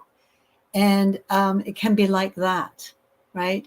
So it's about again, if you want to do it yourself, you can just kind of get in touch with the spirit yourself and say, it's time for you to separate from me. Imagine them sitting in a chair in front of you, that spirit, and cutting the umbilical cord between you, and blessing yourself with white light or salt water, whatever you want to do. There's all kinds of things out there. And just saying, I want you to be happy. How can I empower you to move forward and go back into the spirit realm? Because you're not going to get what you need here. Okay. And just say no. Just say no. No. And Kevin said it was Ed and Lorraine Warren. That's I knew the name. I just couldn't, it wasn't coming to my brain there. And somebody said, when I was looking for houses, I was creeped out by the garage. I could imagine chains hanging there. I have had a similar thing with the bedroom, my daughter's bedroom. It was just something didn't like that room. Yeah, I didn't like going in there. I didn't like it. And she was, just, I'll tell you later, but it was just, it's not that way now. But at the longest time when I first moved here, and then I found out somebody had committed suicide in our garage. Wow. By asphyxiation before we had moved here, like a couple families ago. So, and then that's right next to her bedroom. So I thought, well, maybe, there was some attachment there. What is this? Gettysburg is full of ghosts, and the bed and breakfasts in the battlefield. They're everywhere. I've heard that. Yes. And let me see if we've got anything else here. Oh, yeah. Kevin said he's had quite a few ghost experiences in Gettysburg too. And let me see. I think the whole planet, Deanne, needs a massive ghost busting, like Gettysburg, especially New Orleans, the whole of England, Wales, Scotland. The whole there's ghost galore everywhere, and spirits adamant. You think of all the wars and the murders and the horrible things we've done to each other over the centuries, and a lot of those spirits are still stuck. So anytime we can send light into a room, or instead of going in fear to a ghost, kind of giving it love and saying, here you go, I'm sending you into light, surrounding you with light. If you want to go, it's there for you. Like imagining a doorway that opens, and on the other side there's light, and they can go through any time they choose. If they want to stay, they can stay. But most of them are really sad and miserable. They're going to bring us down as well. So why not just do that? It's almost like having a thought and shifting it and saying, I'll just open the door for you. There's the light. Do you want to go through now? Off you go. They're all waiting for you on the other side. Go and have a blast. It's done now. It's done. Yeah. Well, I just wonder, is there ever any ones that are just too evil, will never move on to the light, or just, really, that do you believe that there are non-human spirits that are you know what I mean? That where it's like you're best just to burn the house down, leave. You know, they're not leaving. You don't want to be there. You know, I mean, I've watched some of those things where it's like I sit there and it's like these people are not leaving the house. All the horror movies you watch, it's like everything's the cupboards are opening, the music's playing, the toys are playing by themselves, blood's coming from the wall, and they're like, "We will not leave." And I'm like, "Well, you're stupid because I'm out of there." And they're like, "We put all our money into this house. I don't care. I'm sleeping in my car." I know. You know. I I, know. I know it's not to be fearful, but you also got to, you know, I mean, if something's like that, I think so. There's things like that you don't want nothing to do with. You're not going to go in there and bust that. There's some specific kind of people that need to go in there. You I'll know, be the calling the priest, Roman Catholic priest. Yeah, exactly. yeah. Even if I wasn't Catholic, I'd be calling the Catholic priest for that Exactly. one. Exactly. Yeah. Well, I just do the unhappy ones, basically. Yeah. before we go, I know I want to talk to you afterwards for just a minute. So I know you guys, I didn't get to answer all your questions, but we're going to do this again. If you don't mind, I would love to do this again, you and Mel, because I've got a notebook full of questions and a brain full of questions, and I've got subscribers that have questions, and so I think we could do this often. I'd love to. And I'd love to. still come up with things. It's my very favorite topic. I do the personal and the political, but I love the paranormal. That is my thing. I love that. Since I was a child, I thought, what's wrong with me? Why do I just anything, or near death experiences, all that stuff.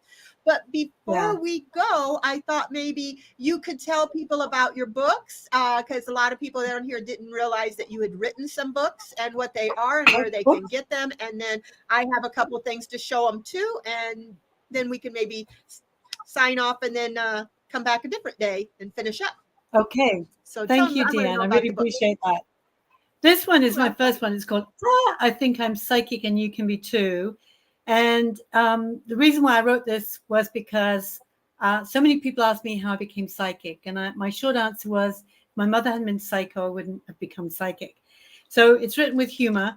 I tell my stories, but then I explain how metaphysics works with your consciousness. So people love this book. Even if you don't want to become a psychic, you don't have to. It's your choice. But they love the book. So that's number one. Number two, which is more pertaining to the show I've been doing with Deanne, is I Thought You Were Dead, Another Psychic Adventures. So this is 20 stories from my clients who have gone through soul retrieval. We talk about animal spirits. We talk about ghosts, dying, what happens after we die. There's quite a few real doozies in this book. So you probably enjoy that. And these are all on Amazon, by the way. And then Ghostly, these are real ghost stories. I lived in a haunted house myself in England. I owned it, actually, which is why I couldn't move. And these are 20 stories that I've just fictionalized ever so slightly to turn them into great stories, but they're all inspired by actual events. So you might like that one too. And these are my two last ones. And while they're about my flying memoirs, if you're interested in ghosts, we did have ghosts on airplanes as well. So The Flight of Your Life, I've got a couple of ghost stories in here, but these were fun to write. They're memories of me when I was in my heyday in the 70s and 80s, flying all around the world, having a lot of fun, seeing ghosts, dealing with dead people sometimes. So, and not just on the planes, in the hotels as well. So they're all a fun read, and you might learn a thing or two while you're at it. They're all on Amazon. And I've been wanting to get those, and I keep not having a chance to read. I've been so busy with the channel and the reading and I started a new little business, and and so I've had a lot of stuff going on, but I really, really want to read. I want to read the I'm Psychic one, and I want to read I want to read them all. I'm going to try to get time where I can get one. I had Linda G's book. I read that. And then I got another one that a subscriber sent me about life after death. I want to read. And then my next book is going to be that I'm Psychic. I think that awesome. I know they're going to be good. I know they're going to be good. Just the titles are cool. So if you guys get a chance, they go to Amazon, right? To get them. And Correct. what do they look under? Did they look under Natasha Just Natasha Rosewood? Just go to Natasha Rosewood. And all 5 books are there. or they can go to my website, natasharosewood.com. You can get through to Amazon through a link there as well. Okay. So Oh, just remember hi, my Sharon name. Side. That is so cool. Well, yeah, and their name is in the description box. Her link to her channel is in the description box. So, and then, Amazon, just type her name in and then you can get those books. And I'll tell you guys before we go a little bit about my stuff here. We were talking about protection from evil and things like that. Well, I told you and some of you guys don't know, I make manifesting oils, and I also make my own like clearing sprays with obsidian and smoky Wow. quartz and different ingredients. But because it's cheaper to do that, my husband can't stand the sage. And so I ended up trying to make and it was expensive to buy. So I thought I'll make my own. But I make like an oil that has the black obsidian crystals, and I will tell you the reason I got started doing this is when I do a lot of political reads, and sometimes you just feel yucky after reading about some of these crooks and criminals and stuff. So I will put this on and spray my stuff because it just clears the air for me, and it puts me in a better mindset. But I wanted to tell you guys some of the herbs and things that I use are in many cultures. It's been said that some plants can repel evil or negative energy, or they raise the vibration of you, which kind of chases away the negative energy. And some of them are that I use are sage, because it has healing abilities and it has the ability to cleanse spaces. Dill has been believed to ward off evil spirits when worn. There's rue. They're always herbs of fire: rue, oregano, rosemary, thyme, and they've been said to drive off negative energy. Angelica, basil, black pepper, cedar, cumin, clove, dragon's blood, garlic, hot pepper. There are always a lot of the hot ones. Lilac, I was surprised about, but that's been used for years for being. It's a mood lifter and helps. Mandrake, oak, onion, salt. You hear about people using salt. Thorns, wolf's bane, yarrow. Some of the things that I use in some of the oils. This one is just so you know, nettles. This has been used in folklore and magic, and it's for centuries to ward off evil spirits, curses, and negative energy. Well, a lot of it's in your mind too. So if you're using it and you're saying, I command you to be gone, you're not welcome here, you can burn it. You can make tea. It makes really good tea too. I've been drinking it as a tea. It has a lot of these have health benefits too, but I'm not using them for that. I'm using them for the spiritual benefits. And then mugwort is another one that I use. It strengthens psychic powers. It's said to for protection, prophetic dreaming, astral travel, things like that. And it smells bad. Most of the ones that are meant to banish things do not smell good. Apparently they don't want to give them stuff that smells good. They smell terrible, but you can make tea with that too. And the other one I use a lot is sage. It's also been used a lot of times for upping the energy and stuff. So those are ones that I use in some of my oils and spray. And the clearing spray that I am now making, this one here, I use lavender essential oil because it's been used throughout history against evil spirits. The Catholic Church declared it as a sacred plant. This has sage in it. There's research that supports burning sage can lift your spirits and banish negativity, which we talked about. How you feel can, if you're negative, it can attract negatives. So if you can lift your spirits, raise your vibrations, it will help. And it's supposed to be help with healing and wisdom. It has frankincense in it because that has been a symbol of holiness and righteousness, and helps enhance your mood and diminish stress and anxiety. And it's thought to have high vibrations and help to drive away negative energy. It has vanilla in it. It's been known to improve your mood, relax you, uplift you, and make you feel safe and secure. I think of like when you have vanilla cookies or any kind of cookies, vanilla, it just makes you feel good. And sandalwood I have in it, and it's often been used for protection, astral projection. It's believed to clear negative energies from an environment, and it brings in positive energy. It has salt in it, believed to have the power to repel and ward off spirits and negative energy. And I use smoky quartz for purification, grounding, and protection. and obsidian for its protective properties. So I put the little crystals. This is mine, so I didn't put as many as I would in yours, but I put those in there, and then I put all the herbs and the oils and the crystals. And when I read on politics, I just like to kind of, spray it around myself. And sometimes if I have holy water, I might use holy water. But I have had recently, my dog, Sadie, had been barking at 2 in the morning at something in my bedroom. And this has been going on for a while. And she's like, woof, woof. And she's staring intently, like she won't let it go. And I thought, what? I said, sit down, Sadie, lay down, lay down. And she would not lay down. And I'm like, she's seeing something. So I took my camera and I took pictures, and there was orbs all around my room, just flying this way, that way, this way. Not one, not two, several. And I live by some woods, and somebody had said there's a portal that is open there. And because when I started getting into this, I believe they've always may have been there.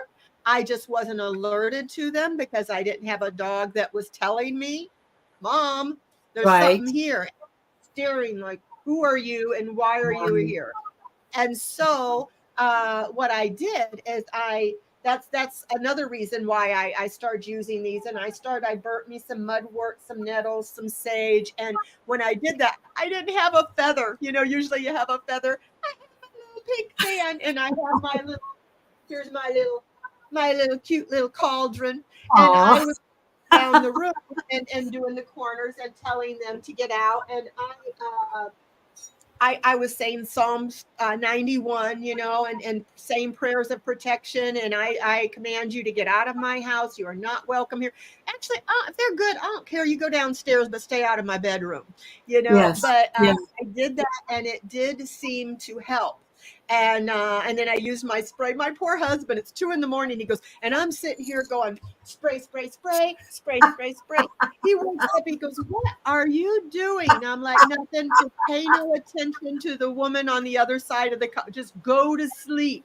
What are you doing? I'm like, I'm getting rid of ghosts. He goes, well, just go to bed, Dad. Ignore them. I'm like, I can't, because Sadie won't calm down until I get rid of them. So I the first day it didn't work. The second day it didn't. Then I started saying, all right, because I was like, you're supposed to be commanding.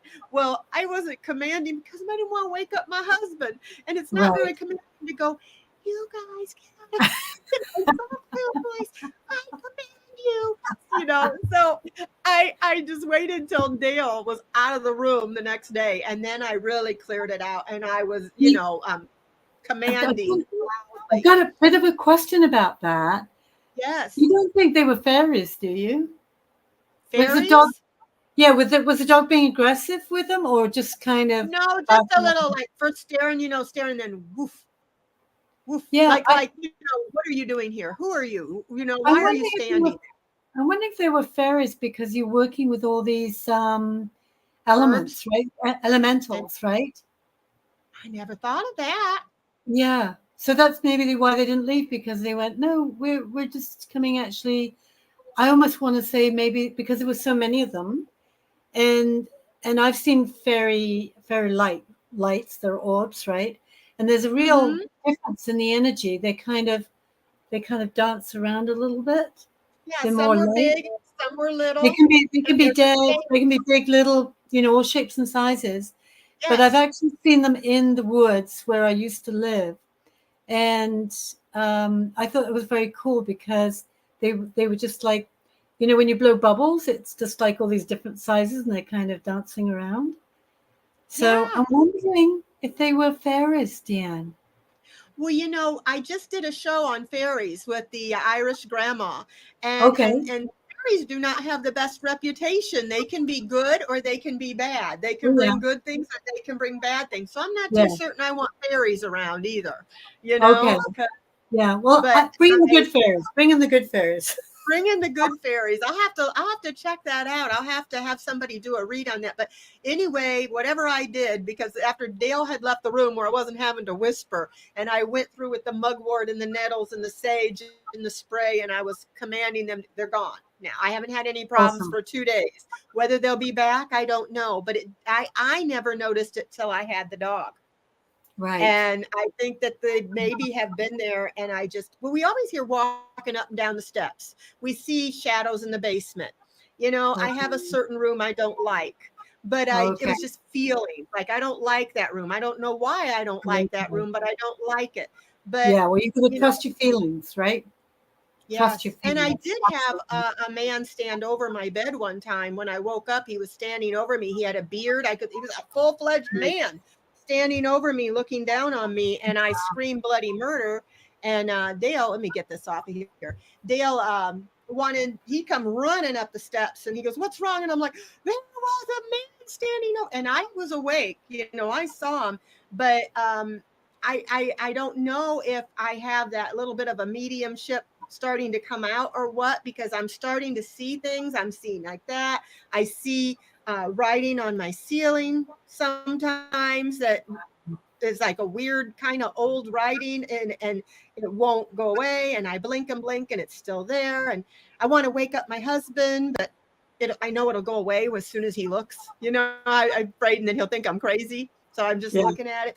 But I don't know, when you start to open up to becoming a medium, to doing this work, do you feel like spirits start being more attracted to you because they see that you are Absolutely. opening yourself up more? Absolutely. Absolutely. When you read my first book on I think I'm psychic. I talk a lot about that because I just I flung open the doors, but I had no training, and oh my god, I attracted all kinds of weird and wonderful people. But you're pretty I want to say grounded, Tian, and you're not a newbie to this. Like, you've been around it for a while.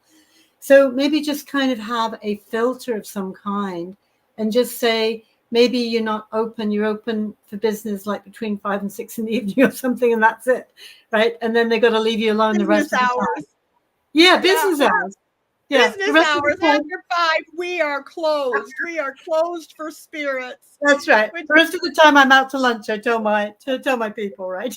This um, Apsy says, I don't want to see shadow people, not because I fear shadow people, but because I fear the idea of living people dressed all in black in my home to rob and hurt me. Yeah, I can say people are more scarier. Oh, and guys, if you're looking for books on herbs and things like that, I'll show you. Some of my books is Cunningham's Encyclopedia of Magical Herbs. I'm taking a herbal magical herb class every wow. Sunday, 3 hours every Sunday for about 9 weeks, and then I'm going to start taking more medicinal herbs. And then this one, don't let the name make you feel weird, but it's green witchcraft, but it talks about all the medical and magical properties of, because plants have an energy, crystals have an energy, we have an energy, and it's using that energy with your own intentions to create things. And so that's what these are. People, if you get the money, well, don't think you're going to put it on and sit in your chair and money's going to fall in my lap, because I'd be rich by now if that happened. But Bam. it does make me, when I know that I need something in my life, it's like money comes to me from unexpected places. I attract money and prosperity, and you start believing that and putting your mindset into that and visualizing that, and you can do nothing without first a thought. So it's my little perfume with a purpose, I call it. And I put different things in here, and I'll tell you what they have in them. And then I got this book. It's Papa Jim's Herbal Magic Workbook. This is about root work and things like that, kind of hoodoo, voodoo, root work, magical part. But I just thought it looked interesting. And then there's essential oils. This tells about medical things. So there's different books that I've gotten that I kind of refer to too. But I'll show you guys. Before we go, I was showing Natasha. I'm going to try to share my screen. I got a website going, and you guys, oh, hi, Patty. Oh, Patty's a new member for you, I think. Is that that has the little thing? So you got a new member. Oh, I'm not seeing. Oh, there we Patty go. O'Neill became Oh, a new good. YouTube member on your Yay. channel. Oh, Hi, that's so Patty. cool. Well, Thanks for But yeah, joining. I'll show you. I was really proud of this because if you guys didn't know, a year and a half ago, I couldn't turn a computer on and off. And I had to make a website by myself. I stayed up 24 hours, no sleep, no food. I think I might have stopped to eat something for a minute and then come right back to it and get to go to the bath. That was it. It was 5:30 in the morning till 5:30 in the morning. My husband goes, "Are you going to bed?" I'm like, "Nope. I'm going to figure this out." So this is what I did, and I'm proud of it. So I want to show you guys real quick. If you haven't, some of you probably seen it, but this is my. Can you see it there, Natasha? Yes, I can. It's beautiful. Okay, so this is my Good job. website, guys. It's Manifest Shop USA. If you want to go to it, it's manifestshop.net. And I make custom made oils. So if you don't know, see anything you want, or you don't know what you want, I use the guides to choose the oils, the crystals, the resins for the oil that the guides say is best for you. And it comes out, you would be shocked at how good that comes out. Or you tell me what it is you want me to make it for, and I will have the guides. And I use like I might use 19 drops of this. The guides will tell me to use 16 drops of this, 3 drops of that, 2 drops of this. And what I was finding is the things that they told me to use the most drops were things that person needed the most. The things that maybe had 2 drops might be the things they needed the least. Then I started realizing they were angel numbers, the amounts of drops. And I started looking up the numerology of the numbers in each person's oil and realized that there was a message in the amount of drops that were being put in there, as well as what was put in, what crystals were put in, what. And I spend 30 to 45 minutes giving you almost like a reading on what the oils say and what the crystals say and what they're for and what the numerology. Sometimes, if I can, I try to put that in there too. I can't always, but I try to. So that is something that I do. And then here, these are just different little pictures. Hopefully, I have the money drawing oil, St. Michael's. That's kind of a protection one. The strawberry love friendship. That one smells like fresh strawberries. Sweet dreams. This one has pre-night crystals that are known to help lucid dreaming and help you to remember your dreams, and as chamomile and lavender. Psychic enhancement. I use that every time I read tarot. I use my pendulum. Angel wings is kind of a comforting one if you feel stress, anxiety. And then I got my, you can book a reading on here. I got it fixed up for that. And then this is about healing grief and sadness and oils that help with that. And then you can hit the shop all button. Let me do that real quick. And okay, and then this will show you all the different ones I got. And if you do click on them, it'll tell you, what is in the oil. I'll show you. It shows you the description, what's in the oil, what it does. You can add it to cart. And let's see, what else did I want to show you? Oh, and I have the gift cards here. You can book a reading. Anyway, I just wanted to show you that because I'm proud of myself, you guys. I mean, from somebody who had to wait 2 months to have my son-in-law help me turn off the computer, and I never thought at 60, I'm going to be 60. At 60, I would be able to start a little business, and all my money, every penny of it goes back into the shop. I do not spend any. It goes back into the shop to buy more oils. I'm going to put pendulums in there. I'm going to have books in there. I'm going to have, maybe I could carry some of your books, but I want to put things in there for the esoteric community that are things that I love when I go into a store like that. But I have health problems and I can't stand and go to those places. So I'm creating my own little store that I can shop in and that you guys can shop in. And so I was just kind of a little proud of that and had to show you. So, and you though should be able Congratulations. to write. Thank you. I just, Well done. I'm inspired. I'm inspired.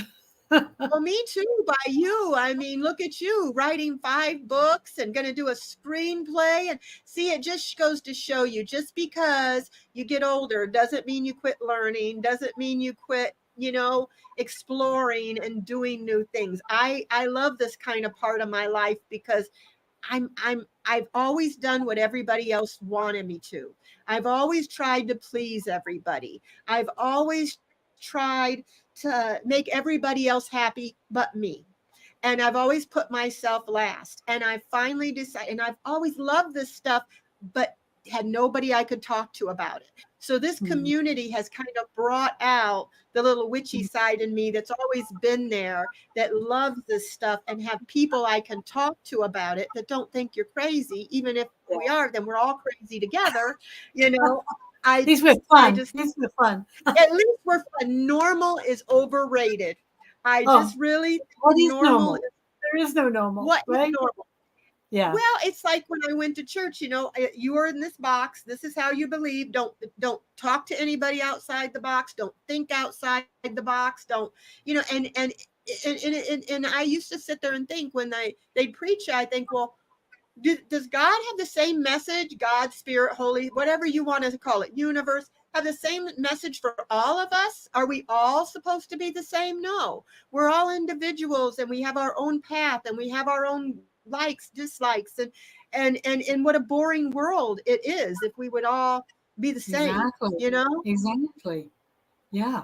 And to try to squish down something you're passionate about all your life, and then to suddenly feel like I can come out and be open, and it's just nice, you know? I don't know. Beautiful. You know, you probably felt that same way sometimes.